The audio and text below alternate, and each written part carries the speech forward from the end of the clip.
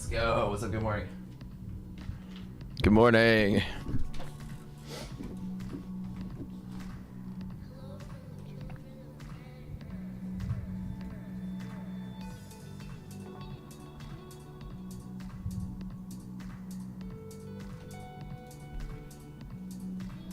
Nice, clean, easy day today. Probably CPI, right?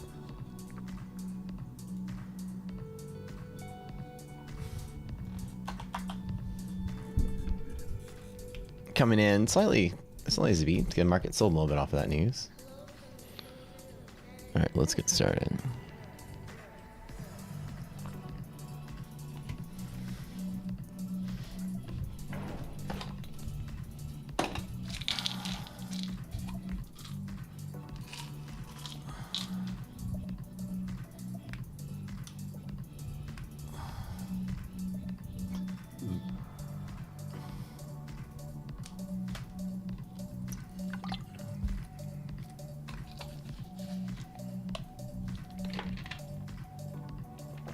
I ended up turning it into a win at the end of the day.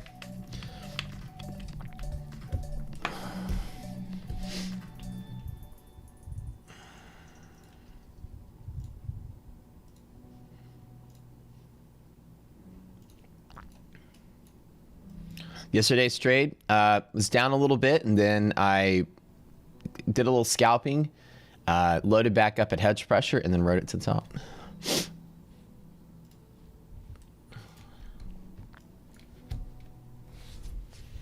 All right, market up. It's 1 minute, everybody.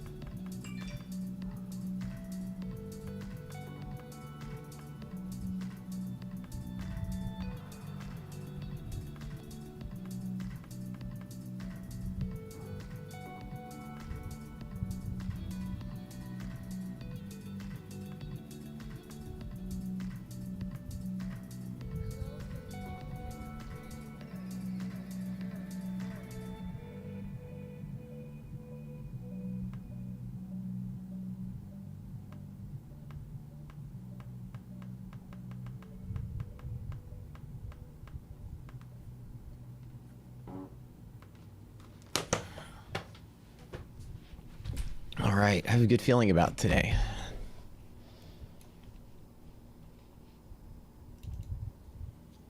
Good morning.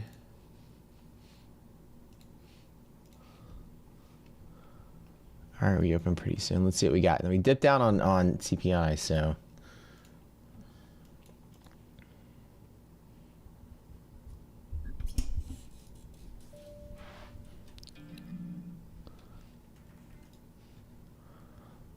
All right, market is open. Let's go. Resilience coming in nice and strong here. All right, take a look at the redistribution zone.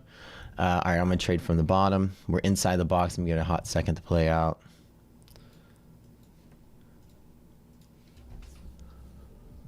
I'm like,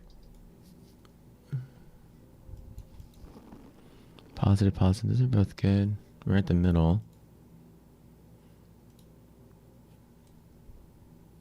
All right, I'm going to take a quick little entry at just resilience is good. Something small here.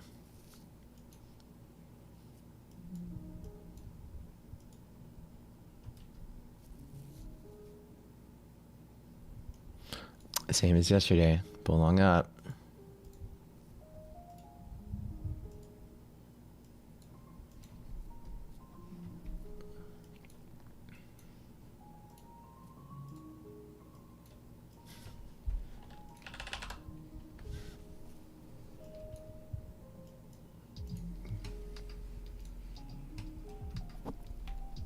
What happened to the music? What do you mean?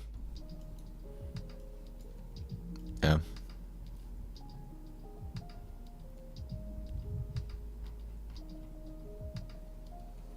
Keeping on resilience. Nasdaq going negative. Meh.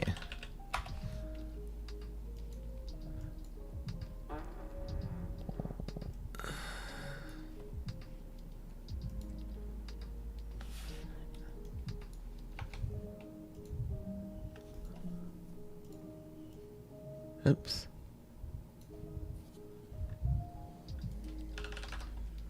I'll check really quick. All right, there it is. QQQ.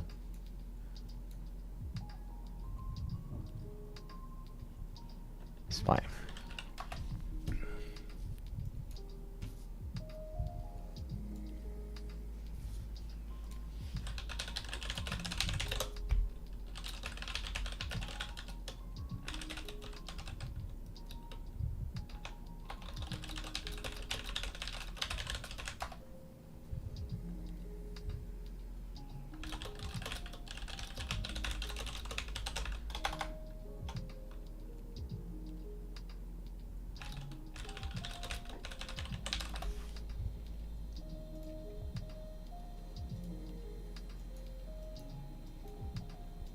Okay. All right. Cool. So this is what we got on SPY. What is going on here? Oh, weird. There's a delay.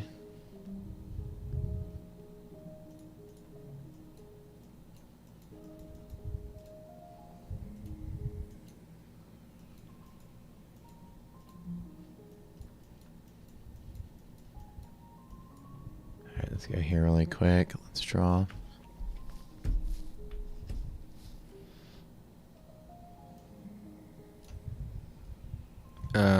Oh, here. This is going to be with a stop there.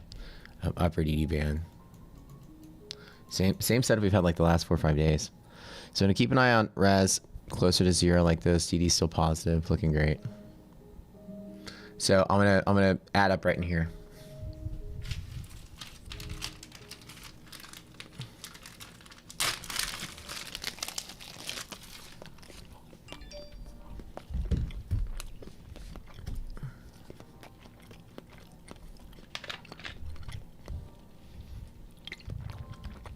UVXY has nothing in the way, so that's looking good. There's no problems with VIX there.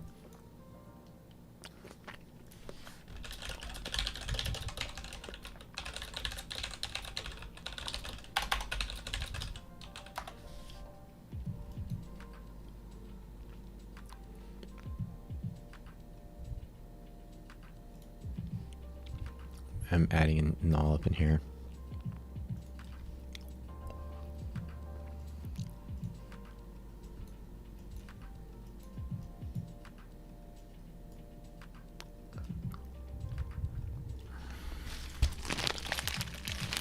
So yesterday's trade turned into a win by the end of the day, by the way.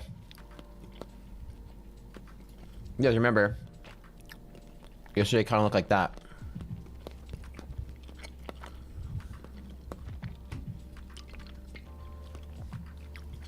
I played around with it here, but took it all the way to the top. Closed right when the equities market closed, pretty much when I close out.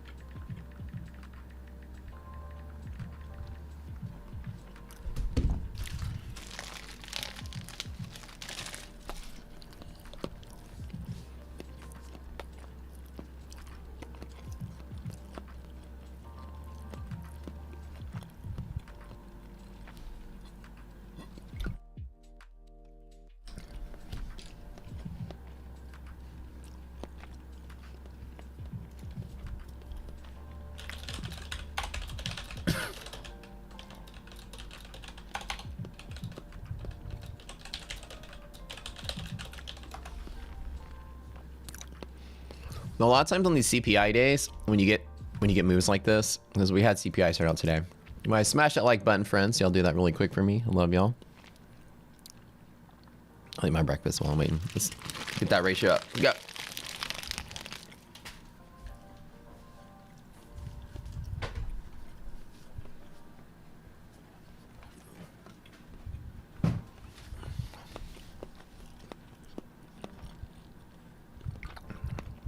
Might as well go down, like the stream if y'all love it. Or like the stream if y'all don't. Don't care.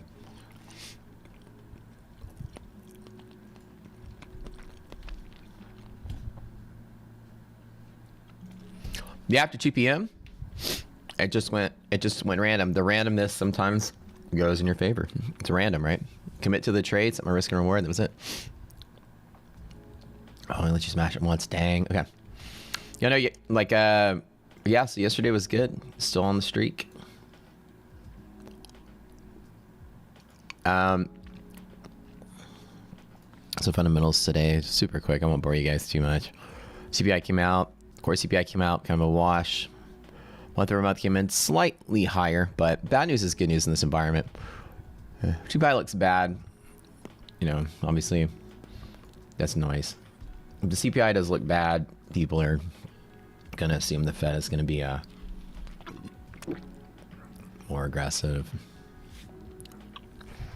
CPI looks good. The Fed could be less aggressive. Just like the idea is that it's to help forecast what we think the Fed's going to do. But really, we're in the realm of noise. Fed's going to do a quarter of a point, if anything, up or down. CPI is going to just jiggle around a little bit, up or down. There's not a lot of groundbreaking news here. People are more curious about the overall trends of things. Let's peek at that real quick. The month over month, CPI is still increasing a little bit, which is normal. I mean, it's inflation is a normal thing, and we're kind of ticking up after the dip, but still holding at par, which is good. We're not really moving too fast. Hit expectation. It's pretty mild read.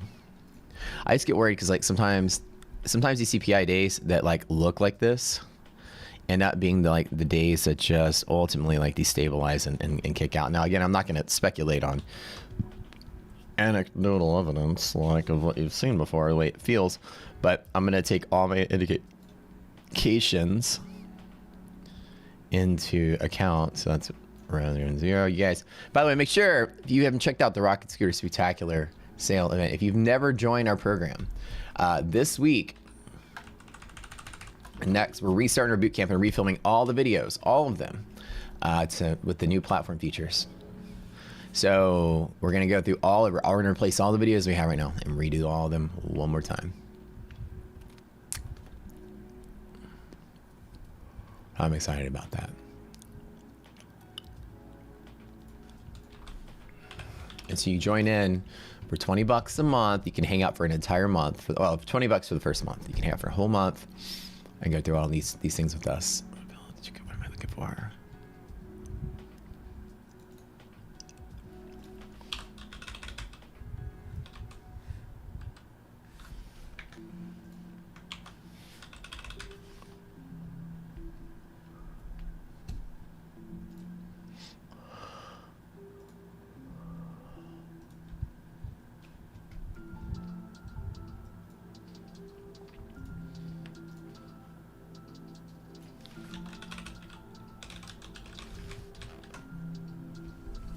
So if you want to check it out for $20, go here.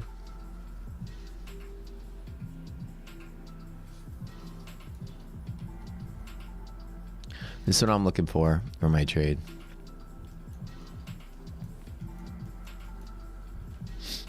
That's it.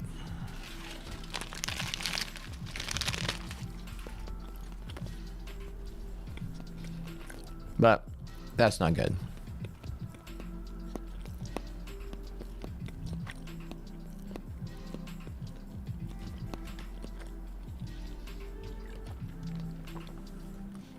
All the alerts are green and yellow, so alerts are good. Nice and clean.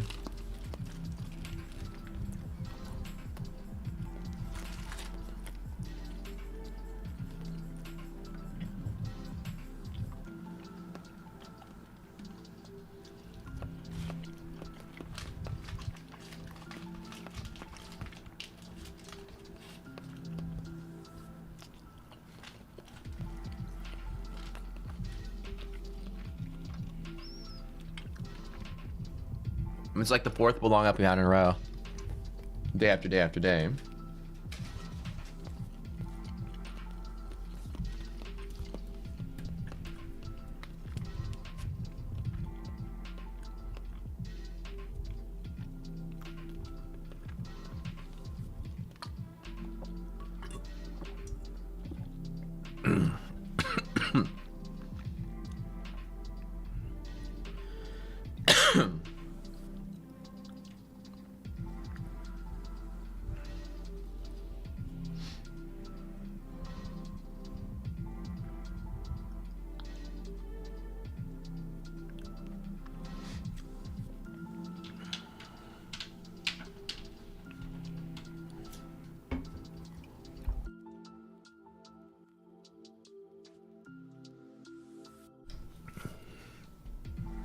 Yeah, we're losing res right here, so I gotta be very cautious on my trade.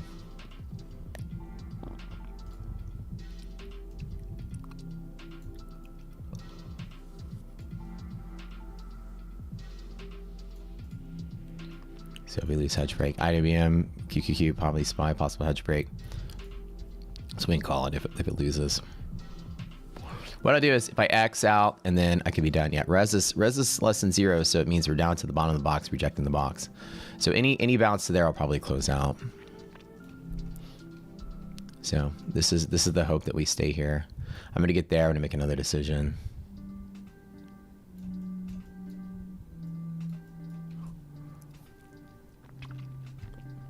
Okay, I want them all.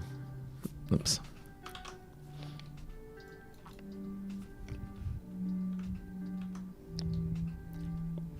Look at Q's looking right there. Let's take a look on the scanner. Let's pull up some stuff.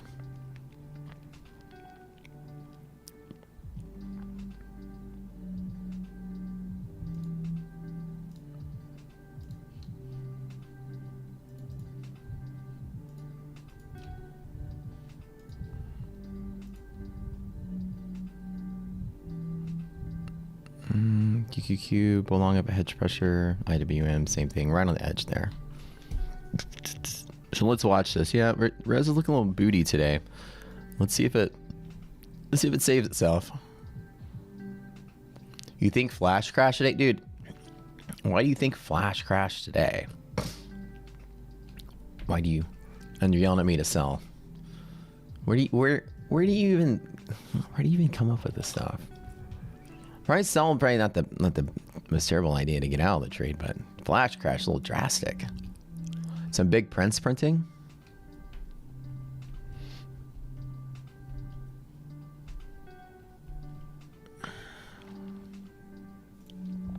I'm well within the range of risk. I'm not in any massive amount of risk. I'm still trading small, and things are still kind of okay, you know. It's not like I'm gonna lose $1 million if the trade doesn't play out. I agree with Marie. There's so many short sellers too. There's too, like, if you look at the commitment traders, you'll see that there's a lot of wound up short. They don't just pay out all the shorts, right? You have to think about it like that. 100% agree.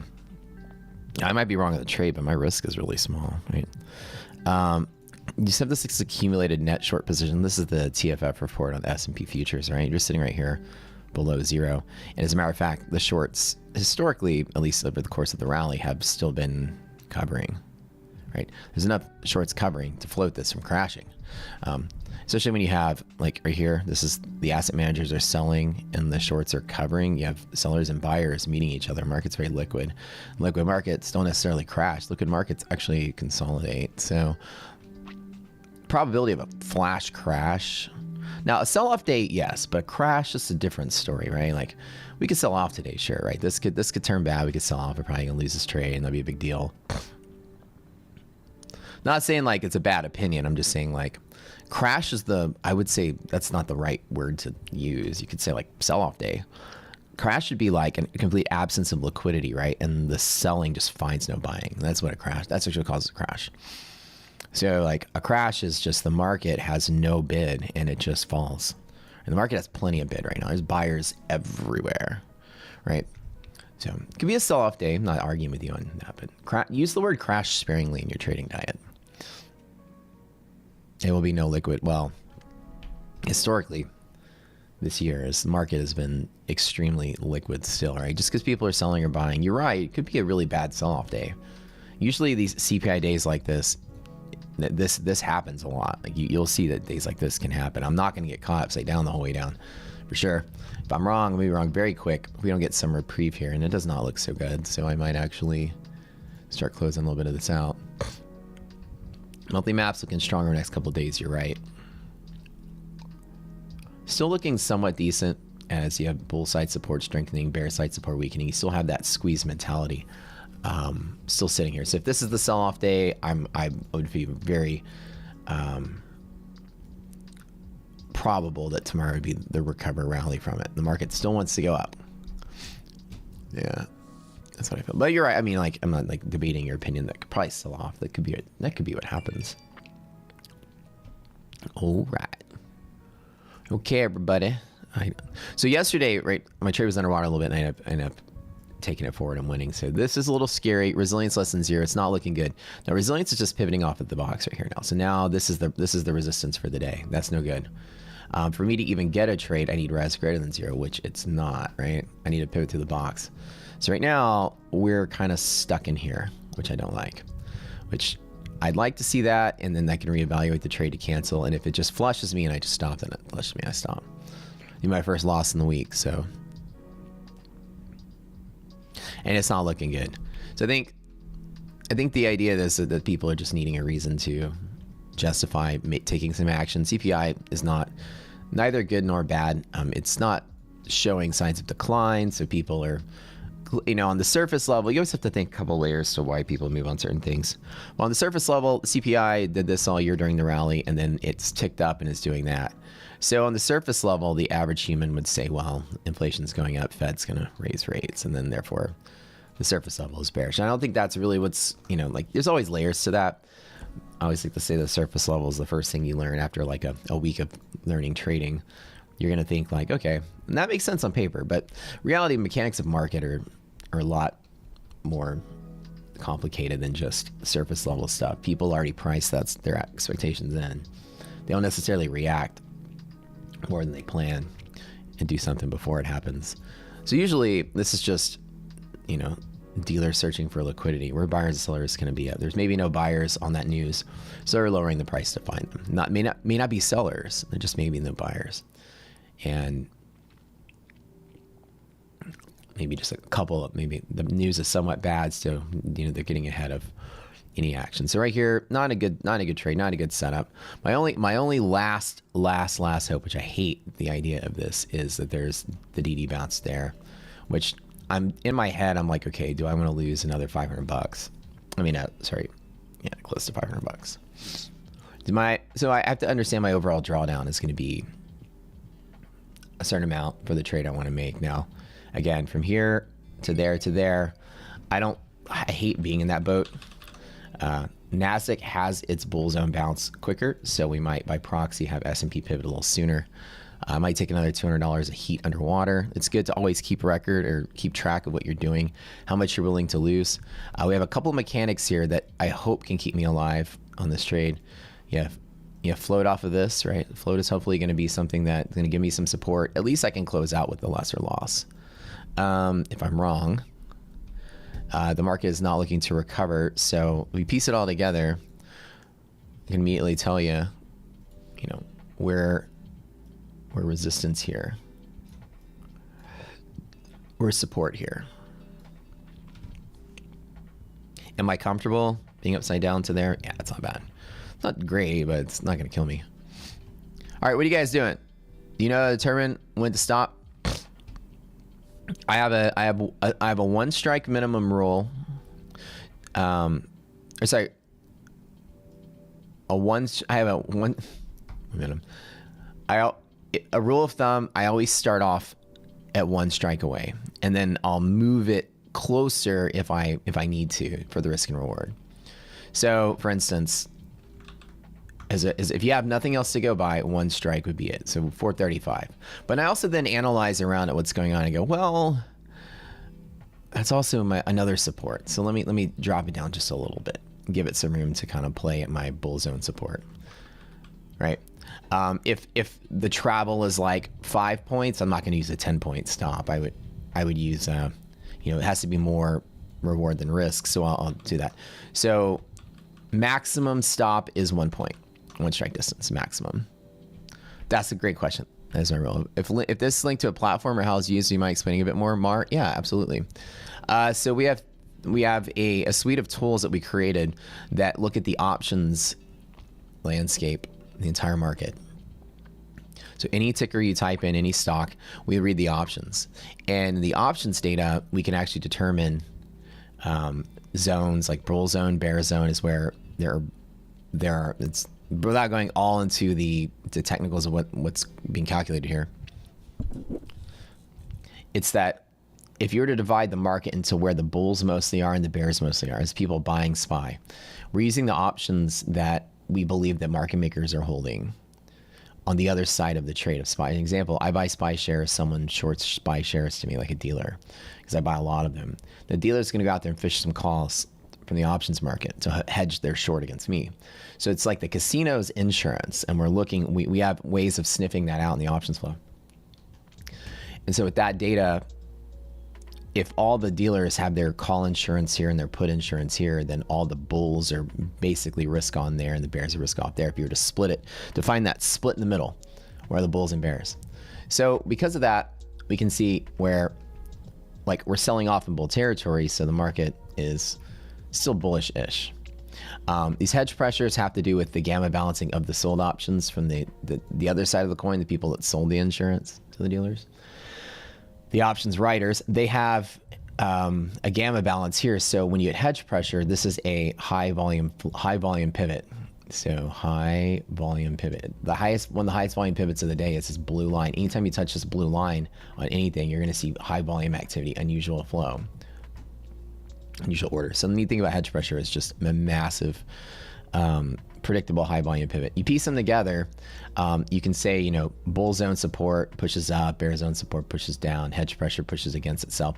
So you can create pathways where the market just has a natural tendency to push towards to balance itself. This is minus like the human interaction. You would say that like you're flying a plane, but there's like a wind still pushing from one direction. This is the wind of the day. So this is an underlying force that's constantly on the market based on where price is relative to the landscape. So with that, what we do is you can see, if you look really closely right here, we can create trade plans based on where that wind is. I can bet that the market just ebbs and flows without a catalyst. Now, if I'm wrong, I know where I can stop. An example is in S&P, like once you lose this area, there is no balance here. So I have no support. Bull zone is typically a support in this BSU, which is where we are now. Bull zone supports the halfway the distance between hedge pressure and bull zone, which is a line literally right there. So I got this like that, which I don't like. So the idea is I can use this to find where pivots can be, and I'm gonna draw just like that. So like I don't like the trade here. DD is strong enough to support that. I might take that to there, get out of the way, but hedge pressure breaks, whenever you break them, can cause a gamma squeeze in the other direction. So I know I'm in the wrong trade. I've been saying that for like 5 minutes. Now my question is how I maneuver out of it. Do I think I could possibly get lucky in the market recover? Maybe, but I don't have a lot. I don't have a lot of upside anymore. We have a rule, resilience, which is another rule we use that looks at the gap integrity. We're pushing down. So at minimum, like I said earlier, I got support here, resistance here. And I got in to bet on the bull run, but it didn't happen. We fell, but I'm not scared out of my trade just yet.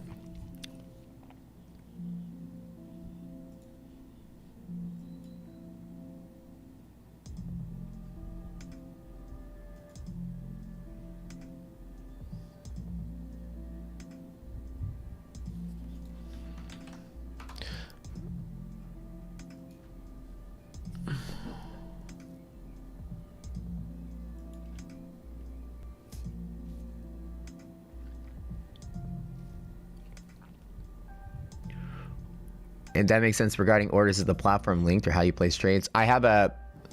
We have a broker connection to EdgeClear. So I'm trading through my EdgeClear account.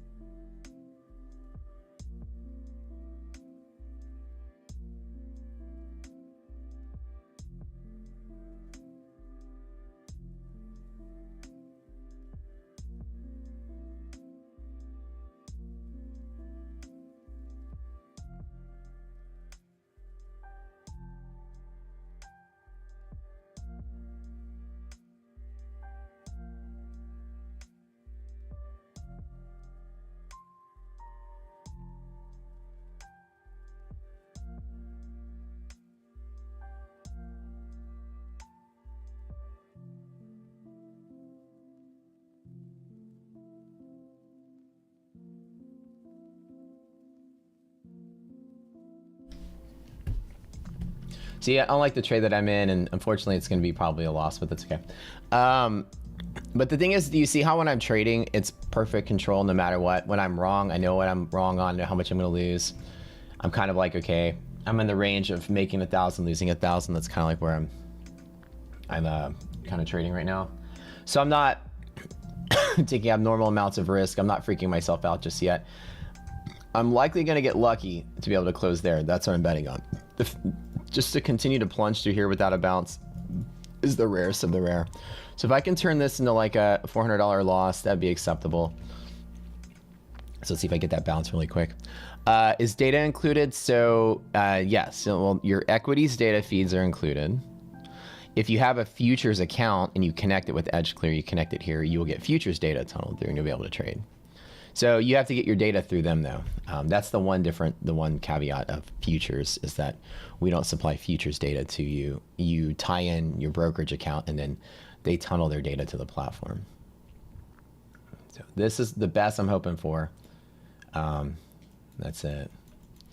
The market's just looking pretty bad today. Now, resilience doesn't tell me market's selling off. Resilience just tells me this is resistance right here, right? So support. The DD is still strong enough. My question is, what am I going to do when I get here? We'll check resilience when we get to the middle. Very confident that ends up happening today. We're there. At best case scenario, we're there. So what am I going to do when we get there? Is TD or Schwab now supported? So we're going to open up more brokers in the future as time goes by. Absolutely, 100%. Right now, we just have the first one that we did was EdgeClear. So we're doing something right now. We're launching our massive marketplace. This is our next project. So we're about to have a marketplace of indicators that you can put on here. We've got 15 people, 15 large communities already lined up, loving our idea. So the idea is that when you get your platform in the future, you'll be able to add indicators a la carte, like in-app purchase, right? You can buy our indicator or rent it or whatever, sub and get it. You'll also be able to go to the marketplace and look at all kind of other people's tools. So all your friends, all the people you know that have algos and tools out there, you'll be able to add them to our platform. That's coming out. Framework is coming out this month. We have the website redesigned, everything. So that's first, and then as we grow further, we'll open up more broker connections. Those of you that want your own algorithm or platform or anything like that, or want to get your tools into a platform, you have indicators, you want to sell and make a business out of it, you guys let us know. We're growing very rapidly in that front. We already have a couple white label clients, white labeling Rocket Scooter for them version of a platform. So they'll have like a Rocket Scooter, powered by Rocket Scooter platform for their own business. So we're really working a lot of cool new projects. At the same time, as we grow with that, you know, people are going to want more broker connections. So clearly the answers, we're going to try to get as many as we can. Oh yeah, so we're partnering. Yeah, Karma Algo is one of our first ones.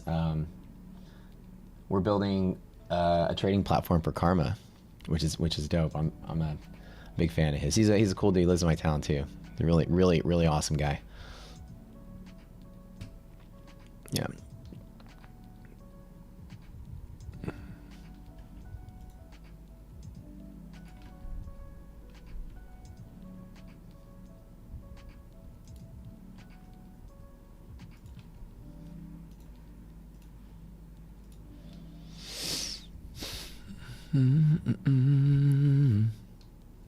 Intriguing how NQ is holding what ES trades at 4,400.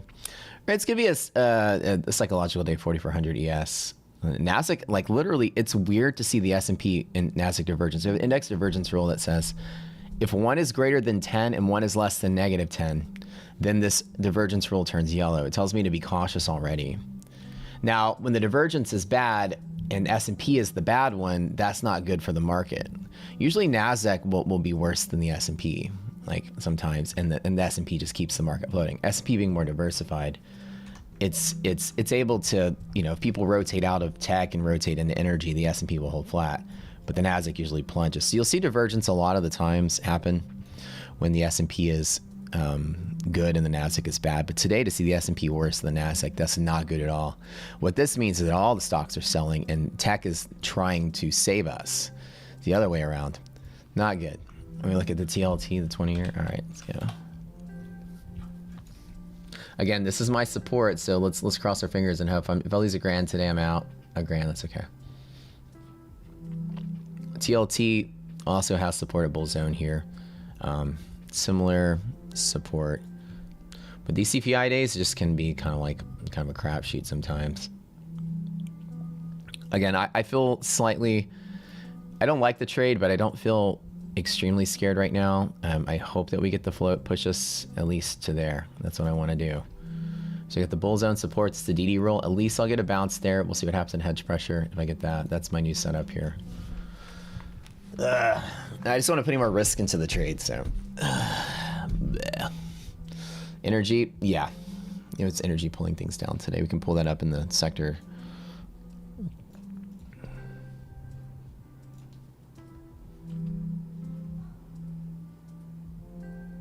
No, energy's, no. Energy looks like it's the safety. That's weird. Is that right? Oh,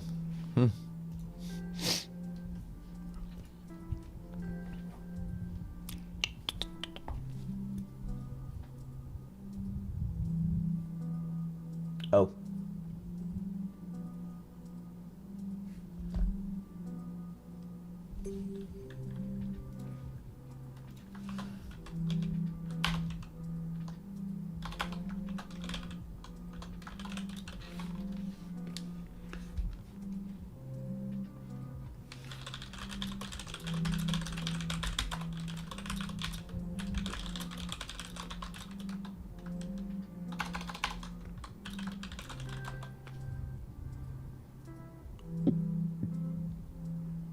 Is there an email you can contact the team? Yeah, you can write.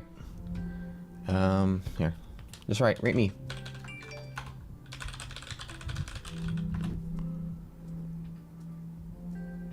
TLT close to 20-year lows recently, crazy. And then also right. Oh, there's my bull zone bounce. Let's keep our fingers crossed here. So you see how I know I'm not in a good trade. A minute out the door, I knew it was coming down. Losing hedge pressure has me worried. We still have the potential BSU support, which is here to the middle. The market's gonna really hover on that middle right here. First of all, that's the first spot. That's this. But do you see how it's kind of all the pieces are here? Resilience is starting to make a comeback, which I like. Nasdaq just goes very positive. That's hopefully good. So we'll see how that turns out. Shit, that might actually give some momentum to this thing. Maybe Nasdaq, not the S&P, but it's decent. You'll see the bull zone support. That's the DD rule. You guys use our tools here. You can go all the way over here to DD ratio roll. States, we have these infographics. This is either part of our membership. Remember, check out the Spooktacular link. This is gonna make it $20 to check us out for a month. You can come to all the boot camps. You can learn all these different techniques. We don't use trending technical indicators anymore, price action. This is all based on exploits of the framework of the market, exploits of arbitrage, tracking algorithms, exploits of margin requirements, and futures. Like all of our tools are different. They exploit different things. I'll give you a nice little cutesy cartoons to help you read it pretty quickly. DD ratio is bullish if it's greater than half. Check. When it's greater than half, you expect bull zone to be support. Check. I mean, you guys can come here every single day. I don't know how anyone that checks out Rocket Scooter one time doesn't just keep this forever, because these are additional layers to your indicators, whatever it is you do use, right? This is a very clean, we map this out from 9:30 in the morning, bull zone support, and there's the support. Now, whether I win or don't win, it's an option to trade, and then there's, you know, your volume starts to increase a little bit when you get there. We can map out pretty accurately this market, and you guys watch me all morning, you know, so that's resistance, that's support, and then here's that move to the middle, like I showed, that's that trade one right there, right? Pivot number one. Now, question is, do I want to close out at a $400 loss? And I say that as well, that I'm probably going to trim this to about a $400 loss. Do I want to close? This is control, guys. How confident am I right now? I'm almost exactly where I thought I was going to be. Am I very confident here? Well, not really so much. So universe throws me a little bit of a bone. Resilience got really good, and it's actually getting really close to zero. Not close enough to rally through and break hedge. What I'm going to do is I'm going to start trimming a little bit, just a little bit. Take some profit. Give it a couple minutes. Energy's up. Yeah, it's weird, right? So you guys see, you see how that works? The whole way down, I'm like 3 steps ahead of what I'm going to do and what's going to happen. I know how much I'm willing to lose. I know where I'm likely going to cut my trade and walk away. Resilience is slightly getting better every second. So when you're actually trading, you know, you keep your head in the game like that. Okay.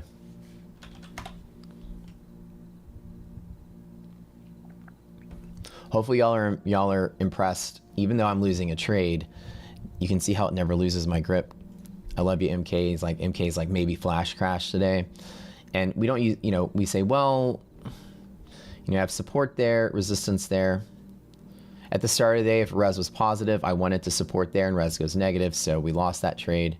Now we have actually resistance here as well.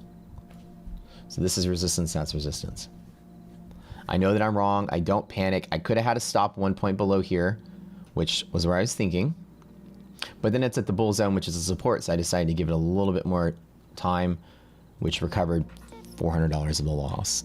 And I said the whole way down, I said I'll probably be down about 400 bucks when I decide, do I want to trim or not? What do I do here?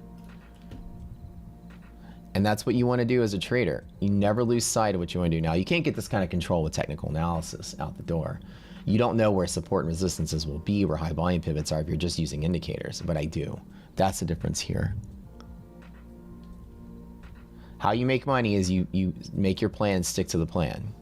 When you're wrong, you know where you're wrong. You can 100% control how much money you lose. That's the best part about trading. Take as much risk so that you know where your limits are and don't ever go beyond it. You can't win every trade, but you have to lose with style, baby. Gotta have that style, baby. Q's trying to move. Yeah, and Q resilience went positive, which is incredible, which has me happy, but S&P always drives the boat. That's the problem. Q's could look good, but the S&P don't listen to the Q's. That's the problem. And you'll learn that trading long enough, so as you do futures. Q's do its own thing. Now, it can give a little hope if Q's can rally and the S&P can stay flat. It happens all the time. But if the S&P crashes, the Q usually go with it. So the two of them, the more diversified index is interesting when you think about it. You think if you have a thing called stock market, right? Let's put the stock market. What you're really looking for, and you have the entire stock market, the entire part of it goes into the S&P for the most part.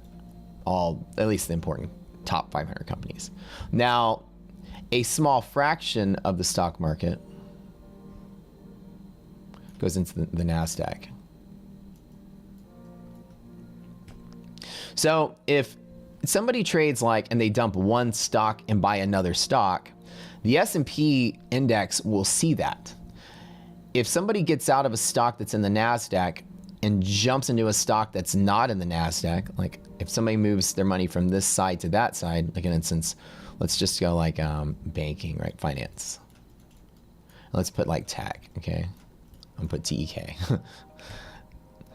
If you get out of tech, jump into finance, the NASDAQ won't see it. The NASDAQ will depreciate, right? If you get out of tech and go into finance with the equal amount of market cap, the S&P will stay flat. You see how that works? If I get out of tech stock of $1 million and I buy $1 million of financial stock, the S&P won't change in value, but the NASDAQ will go down because the NASDAQ is not diversified. It's missing finance and energy and a lot of other things. Not like consumer staples in the NASDAQ. There's some, but you don't get a lot of the bigger. Look at this. Now my loss is slightly better. What do I do at my resistance now? Resilience is still negative. Damn. Okay, well, let me trim a little bit more. My confidence is shot. You'll see how this works, everybody? The S&P not being so great, I'm still not super positive. So I basically turned my drawdown into not panicking at a loss and understanding the mechanics of where I'm at. Now I'm where I want to be, and now I don't have the indication of things looking better. Now the S&P is trying to make a go for it, while the NASDAQ is really positive. That's why I'm not cutting everything. If these were both negative, I would close the entire position right now. But the fact that NASDAQ's slightly better, now again, I don't like to use NASDAQ for my S&P. I like the S&P's the purest. It's the one that drives the boat more than anything. There's my second resistance. Let's trim a little more. Okay, now I'm in half my position. I've recovered almost all my loss. I'm only down a couple $100. Now let's think about it. Right now, we got to see where we are. I don't like the idea that the S&P is going down, because what that actually means is that of the entire stock market, people are selling stocks and moving to cash. They're not rotating into something else. So when the S&P is looking bad, it means risk off. People are actually getting out of the market as the faith of the market's going down. When the Nasdaq goes up or down, people are just getting into tech and telecom and healthcare, right? So you think of it like this. The idea that Nasdaq's trying to make a run for it shows me that at least there's an appetite still for the tech stocks and the other big movers, and that's enough to pull the S&P up, but it's not enough to get the entire S&P positive. There's more money leaving the stock market than there is money entering tech. So with people liquidating to cash, it's a less liquid environment and a more volatile environment, therefore it's more likely to sell. And so I need this to go above zero for me to have any confidence in this trade. So what I'm gonna do is right now is, I'm not gonna miss out on much, because there's a hell of a run coming out of this if I'm right. I mean, if the trade works. But I'm gonna kind of trim out a little bit more and keep it small. My confidence is not so great. This is kind of not doing good. I'm gonna keep a little bit on the table because that is such a huge deviation, right? That big gap and go. Other than that, I don't know if I like it. You can rewind to the beginning of the stream when I do this exact same thing, right? Support and resistance are literally sitting there right now. Now again, you guys can check out the Rocket Scooter program. You'll be able to learn how to set up trade plans like this to control your trades. Controlling your losses and controlling your wins is the difference between making money and not making money. I mean, sorry, controlling your losses is the difference between making money and not making money.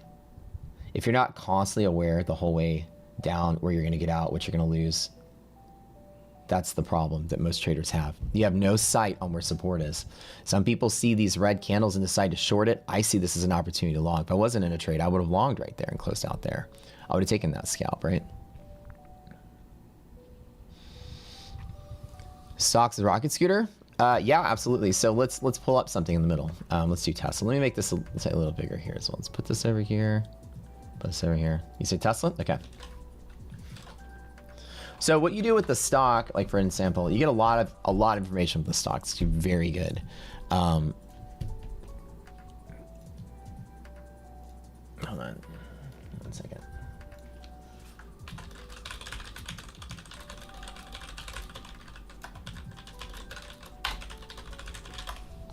All right, so Tesla, for an example, you have a couple ways that we start at the top and look at things. So let me show you what I usually normally do.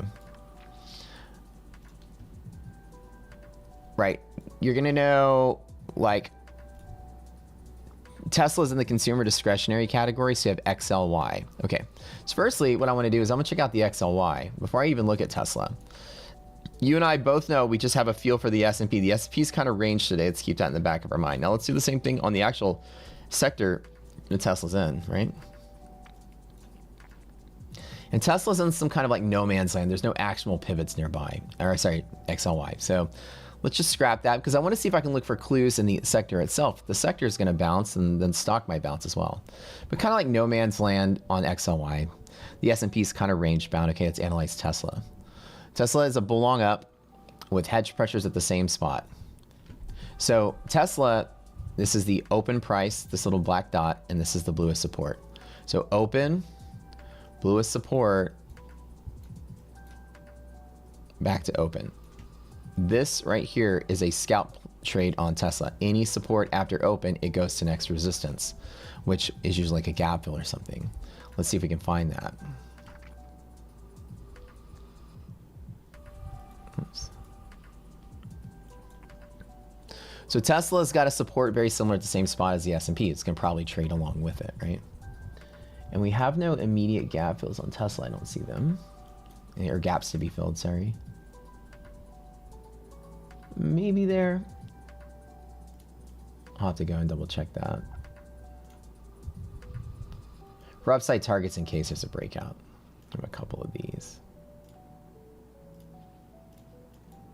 So in general, Tesla's trading internal on a reverting to mean trade setup. Nothing crazy, but there is that long support like we showed earlier there.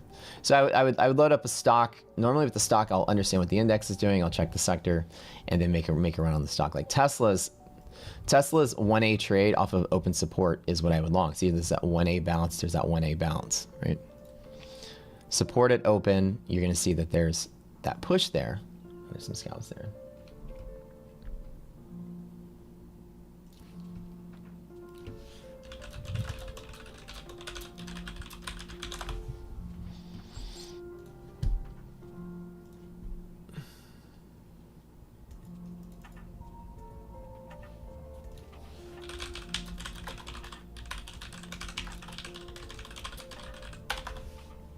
Okay, you said another one?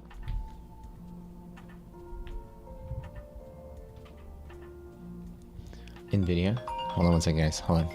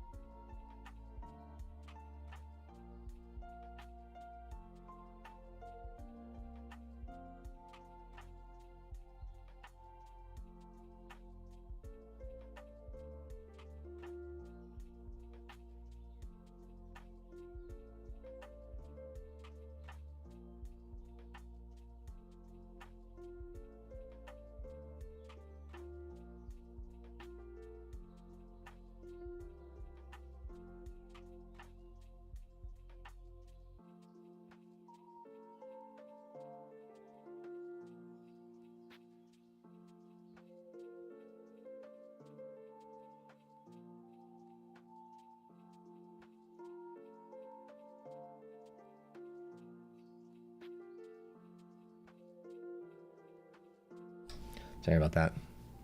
What up, what up? Let me read what you guys saying. I had a phone call here really quick. So NVIDIA, let's open up really here. Hold on one second, guys. I get a phone call.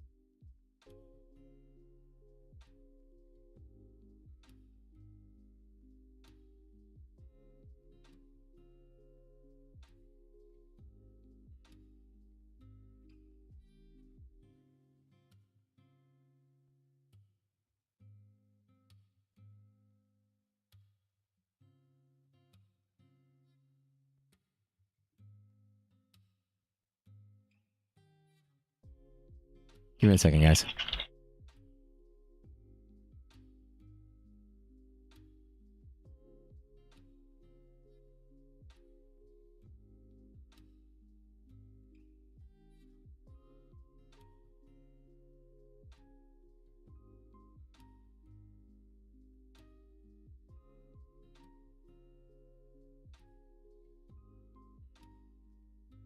Yeah, sorry, I have a phone call real quick.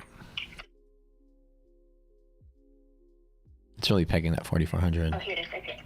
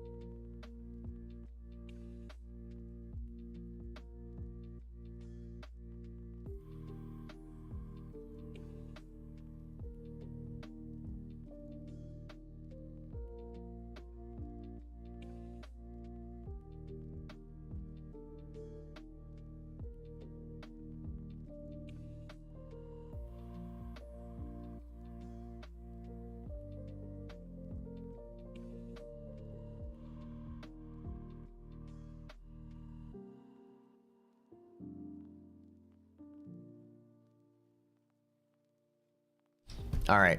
I was going to give it a second shot. I'm not liking it. We're still hugging that 4,400 level.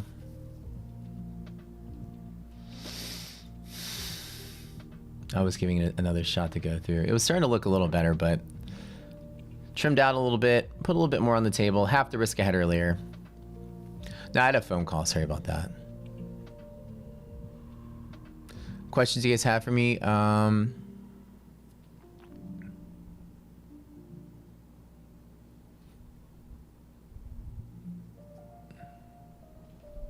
Any other questions, some of you guys?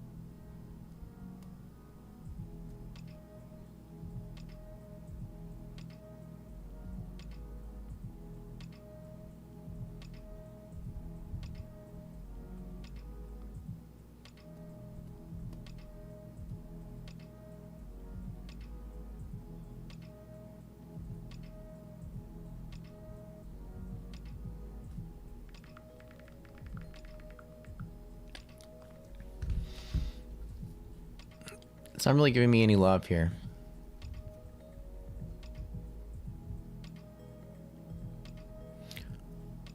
No, like that's the thing. If we lose bulls on support, I'm done. Like that's the whole thing. So MHP doesn't mean price will go towards it. MHP means that price is getting a natural float away from it.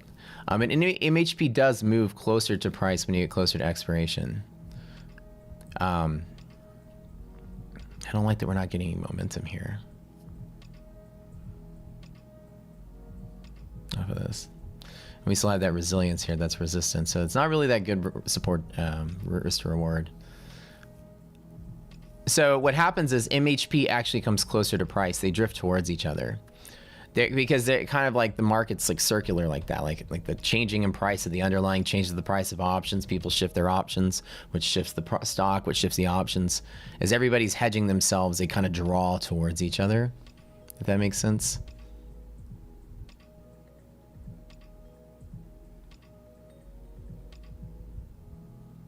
So, but it's gamma positive. So while they are drawing towards each other, overall, the sentiment is there's support there. And as monthly hedge pressure moves day after day, the overall monthly support moves day after day. So in general, it's just got monthly upwardness on the hedging.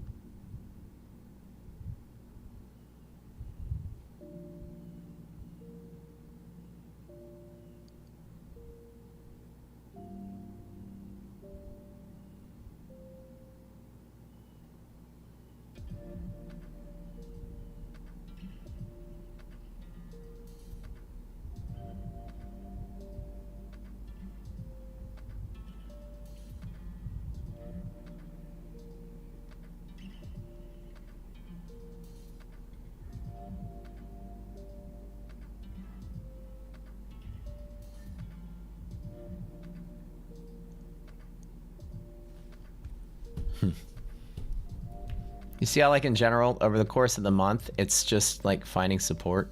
Like just like each month it's finding support. Being above monthly hedge pressure is kind of like that same thing. It's like you're pulling back in a greater bull market, right? And that's kind of what that's telling you on the macro side of the positions, right? It's not, if it's the other way around, like this, then it's like resisting on the way down. So in general, monthly hedge pressure is a gauge of where the market has like its ultimate support over the course of the month, which is pretty far. Like 423 is still like a good support. It's like, so the wave down over the course of the month right now is aiming for that. And as this moves up, it's going to aim for that moving target.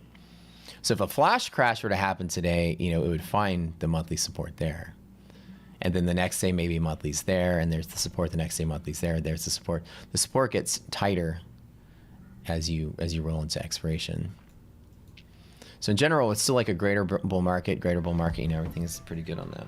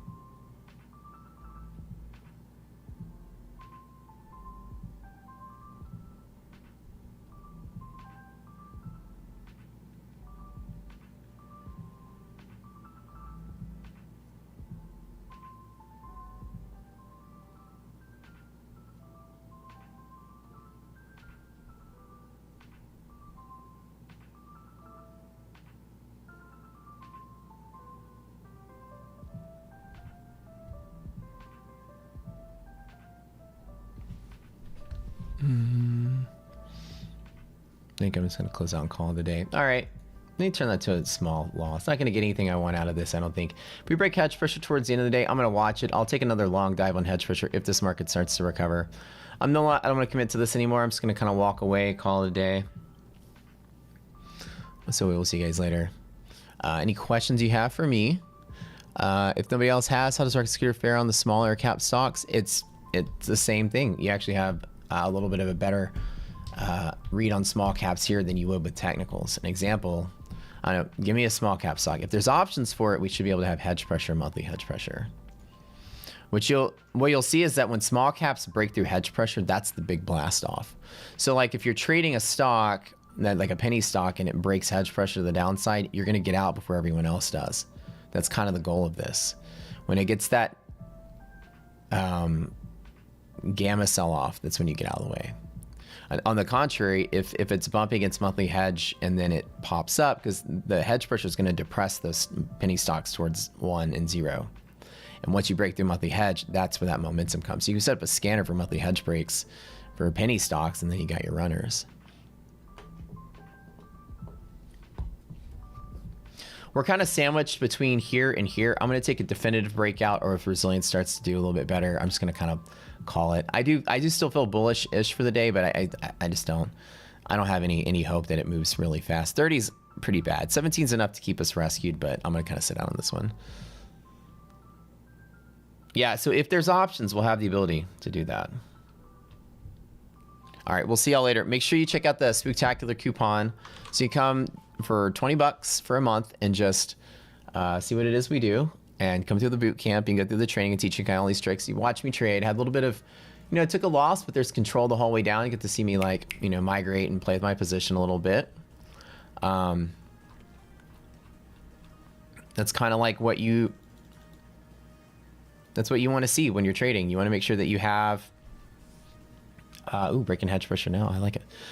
You want to have a good grasp on what is in your control, which is the amount of money you can lose, right? Where you think markets are going to pivot. You see me kind of draw a couple different pivots, really mapping it out and knowing where I'm going to trade, where I want to get out. These are the things we would teach you how to do as a trader, to keep your eyes on what it is you're trading and kind of know what your possibilities are. Gauging risk with your confidence, betting appropriately. And we hopefully teach you these skills the more time you spend here. So join up the boot camp. You can train with us and learn some of these things, and we will see y'all another day tomorrow. All right. Have a good one. Love y'all.